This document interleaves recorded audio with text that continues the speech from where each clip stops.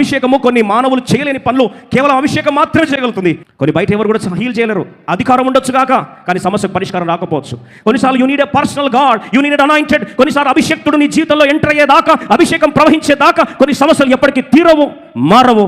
మానవుడు ఎవరు దాన్ని బాగు చేయలేరు. There was no leprosy hospital, there was no medicine, there was no painkillers, there was antibiotics.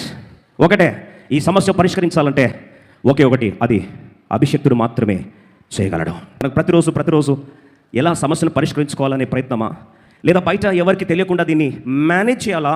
ఎందుకంటే బయట తెలిస్తే ఉద్యోగం పోతుంది, అధికారం పోతుంది, భవిష్యత్తు పోతుంది. ఒక మాటలో చెప్పాలంటే status, power, pedigree, finances, influence, respect అన్నీ ఒక్కసారి ఏమవుతాయి? కొలాప్స్ అయిపోతాయి. సిరియా దేశానికి ఒక ఆరాధ్య దైవంగా పెరుగుతున్నాడు, హీరోగా పెరుగుతున్నాడు. కానీ తన మనసులో మాత్రము ఎంత నలిగిపోయి ఉన్నాడో, ఆ సమస్యకు పరిష్కారం దొరకలేక బాధపడుతున్నాడు. మనసులో మాత్రం ఈ సమస్యను పరిష్కరించేవారు ఎవరుంటే బాగుండని బాధపడుతూ ఉన్నాడు.